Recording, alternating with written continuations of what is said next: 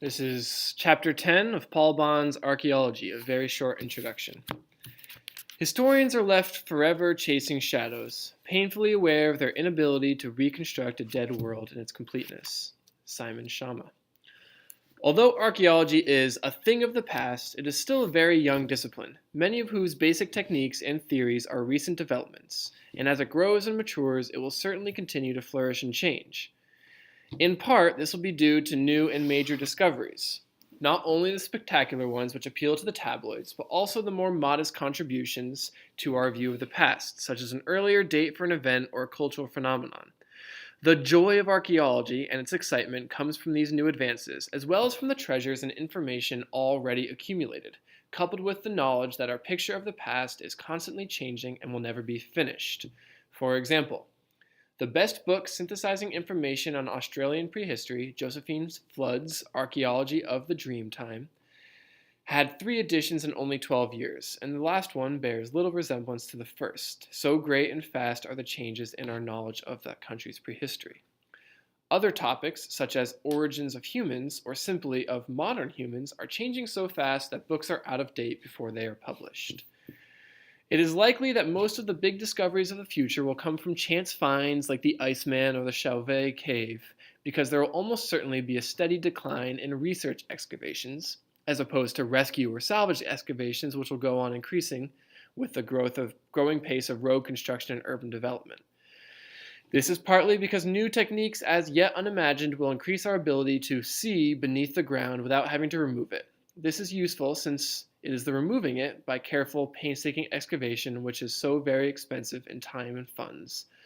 Partly through the need to study the immense backlog of excavated material that remains unanalyzed and unpublished around the world, causing our museum storerooms to burst at the seams, or the need to ask new questions of already studied material, and partly because of the growing and urgent need to conserve what we already have rather than uncover more sites that remain safe beneath the earth. Indeed, conservation will become one of the major foci of the whole subject, as we try to preserve the vast quantities of sites, structures, and artifacts, and the millions of known rock art images in the world.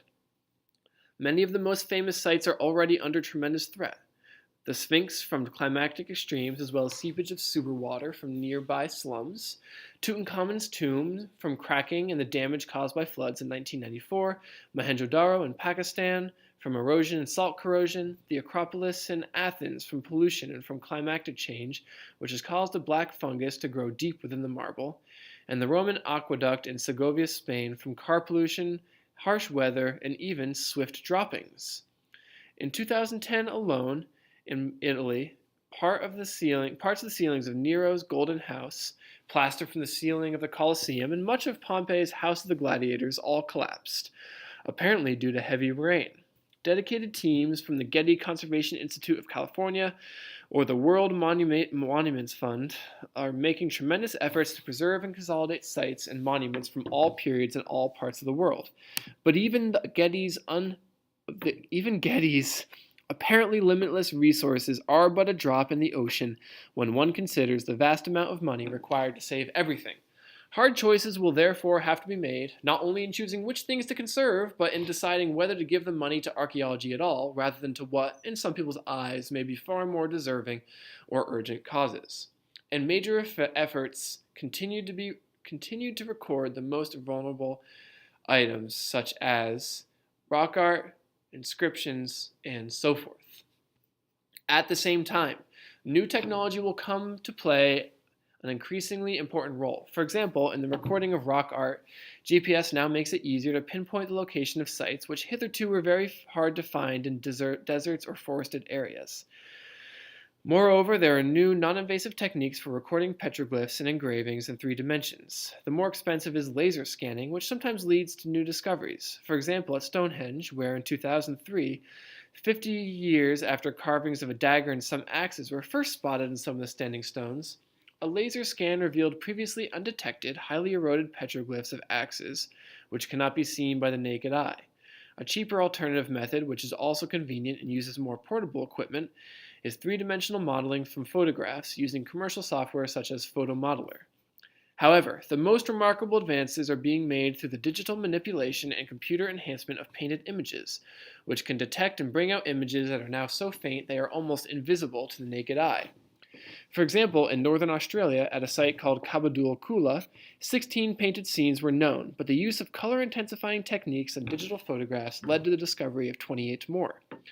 One of these new techniques for detecting faint pictographs have been called D-stretch. The D stands for decorrelation, and the stretch refers to the stretching of color contrast, whereby subtle differences in color can be increased by a computer so that only faint or invisible figures may be recorded, but also clues to the order of superimposition can be obtained. In many other areas of archaeological study, GPS has transformed our ability to find and record sites, while rapidly increasing use of satellite as opposed to aerial photography, and in particular new tools such as Google Earth have revolutionized the detection of many kinds of sites. The South African caves, in which the remains of fossil hominin Australopithecus sediba were unearthed in 2008, was found by using the Google Earth software to pinpoint the most promising potential fossil beds in the area, while scholars are also using it to find countless new sites, especially in areas that are out of bound to them due to warfare or politics. However, the major threats to archaeological sites and material come not so much from natural deterioration or neglect, but from damage wrought by humans in a variety of ways. As we have already seen, the constantly growing popularity of archaeology has also had negative consequences, and mass tourism brings the risk of loving archaeology to death, as increasing damage is caused to sites by millions of feet or lungs, quite apart from the mercifully far rarer damage caused deliberately by vandals, less purposely by warfare or war games. For instance, the military has done great damage during exercises on Salisbury Plain and in southern France. As the threat of Cold War receded, they unleashed their tanks and firepower on prehistoric burial mounds. But there is another, far more destructive factor which has been with us for millennia, but which has exploded in recent years: the looting of archaeological sites by those who dig for monetary gain, searching only for saleable objects and generally destroying everything else. Warfare can help them enormously, as for instance in Lebanon, where the hostilities led the mass looting of the country's antiquities, and thousands of tons of artifacts were secretly shipped out by militiamen and unscrupulous dealers. The great structures of Angkor Wat in Cambodia deteriorated rapidly during the conflicts there, owing to the prolonged interruption of maintenance, but also to massive looting during Pol Pot's regime. In 2003, after the fall of Baghdad, the National Museum of Iraq was extensively looted and numerous items stolen. Only some of them have been recovered. In spring 2011, there were thefts from the Cairo Museum, but fortunately, the Egyptian public prevented the building from further attacks. And of course, Afghanistan's National Archaeological Museum outside Kabul was repeatedly shelled and ransacked in the 1990s as factions fought it out for that country. It is thought that 70% of the 100,000 items on display were stolen, and the building was largely destroyed by rocket fire. Warfare and culture are clearly not meant for each other. The saddest aspect of this looting is that the loss of information when finds are cut off from their original context. The objects may be beautiful in our eyes, but the information they could have provided is incalculable. It is like the difference between seeing captionless photographs of unknown people from the last century and seeing pictures with full explanatory texts regarding date, subject matter, and so forth. The former may be occasionally striking or pretty or interesting, but one gets infinitely more from the captioned image. This is what the collectors of antiquity fail to grasp. They know the price of everything and the value of nothing. It is certainly modern collectors who are true villains of the piece. One cannot really blame impoverished peasants in the third world for seeking valuable objects in the grounds, knowing that they can earn more to feed their families from selling one good find than from a year of hard work. But in other countries, such as Britain and America, there are well-organized professional gangs of looters who are not only equipped with high-tech gadgets, but also well-armed. If there was really no market, if the doors were effectively closed, as they were for the ivory trade a few years ago, then prices would fall, markets would disappear, and the trade might decline. As it is, however, it is booming, despite stringent laws applied by some countries. In China, for example, Thieves can be executed for looting ancient tombs and smuggling antiquities out of the country, yet vast quantities of material are hemorrhaging into Hong Kong at a rapidly accelerating rate, and from there to collectors around the world. For example, thieves ransacked 40,000 ancient tombs in China in 1989 and 1990 alone. In the first half of 1994, customs officials seized 5.5 million worth of smuggled artifacts in Hong Kong, 4 times the total for the whole of 1993, and yet only a tiny fraction of the loot is being intercepted.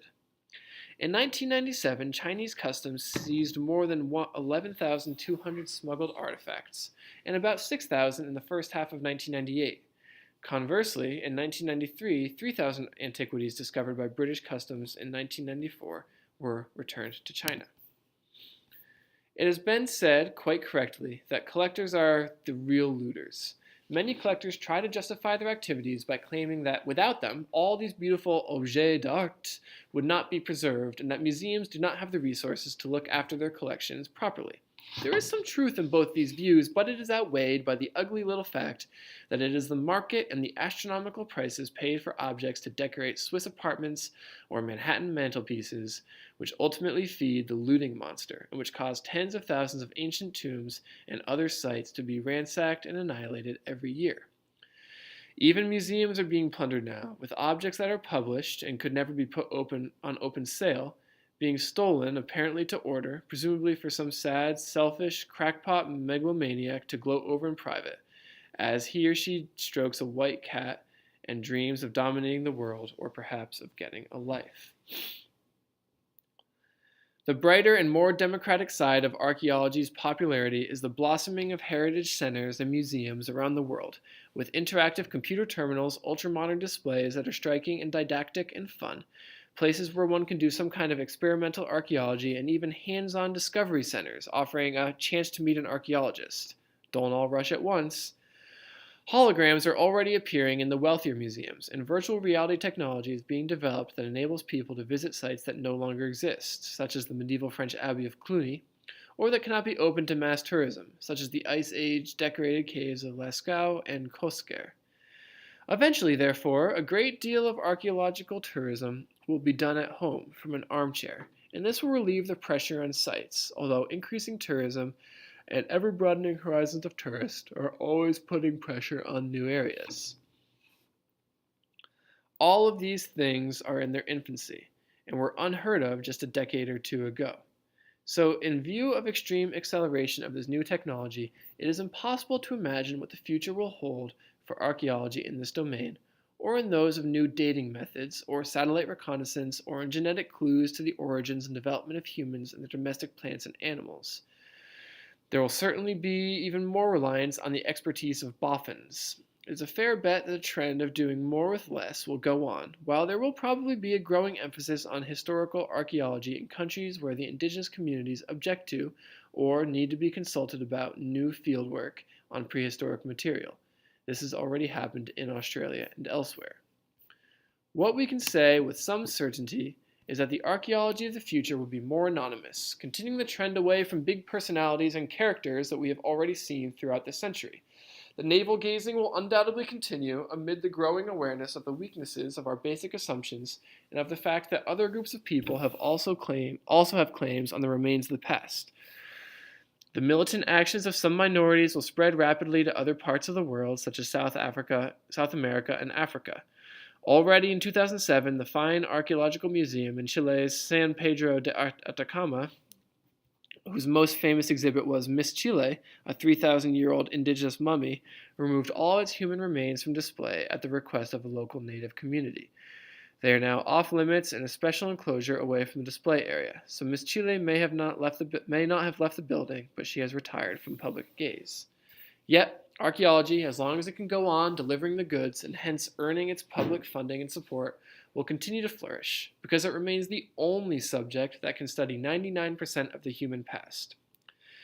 Only archaeology can tell us about the really fundamental events in our past, when, where, and how humankind arose in the first place, the human colonization of our planet, the development of art, of technology, of writing, the origins and spread of agriculture, of complex societies, of urbanization.